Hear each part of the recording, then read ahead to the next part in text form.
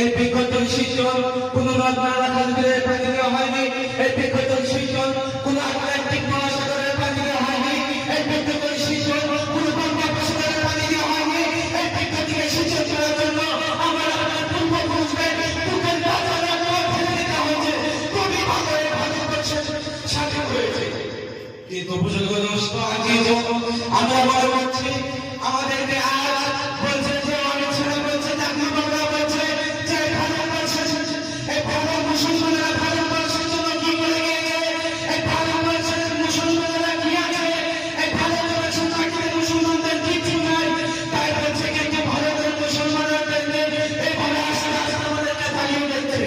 কিন্তু ওই বাবু বাবু আমার ছাওয়ালাকে যে দুষ্ণ এই ভারতবর্ষের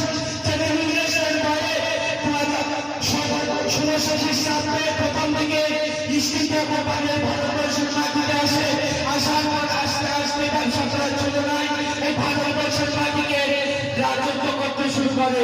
ভারতবর্ষের মাটিকে আস্তে আস্তে কব্জা করতে শুরু করে।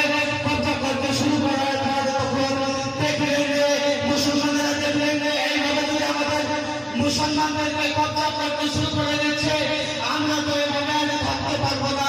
তখন কি করলেন শাহ আব্দুল আজিজ, মৌলানা শাহ আব্দুল আজিজ রহমতুল্লাহি আলাইহি যখন বললেন ও ভারতবর্ষের নাগরিক, ও ভারতবর্ষের মুসলমানেরা তোমরা যখন নামাজ পড়া ফরজ, পাঁচ ওয়াক্ত যখন নামাজ পড়া ফরজ, রোজা রাখা যখন ফরজ, ওয়াজ করা যখন ফরজ, সেই রকম ওই ইংরেজের সঙ্গে যুদ্ধ করা ফরজ। তাই বুঝল দোস্ত আজিজ শুধু এটাই নয়, সেই মাওলানা আবুল কালাম আজাদ দিল্লি জামে মসজিদ উঠে পড়েছিল ও ভারতবর্ষের মুসলমানেরা তোমরা যদি আজ পাকিস্তানের মাটিতে চলে যাও, তোমরা যদি আজ বাংলাদেশের মাটিতে চলে যাও, তাহলে বলো বলো বলো তোমাদের কে আজাদ করবে, তোমাদের মাঝে কে আজাদ দেবে? সেই দিন মাওলানা আবুল কালাম আজাদ বলেছিল জীবন দিয়ে দেবো, তোমার বলাই ভারতবর্ষের মাটি থেকে যাবো না।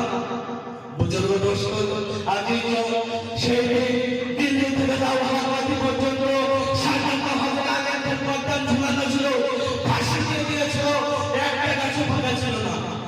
বুঝলো দোস্ত আজিজ মুসলমানদের এরকম ইতিহাস আছে।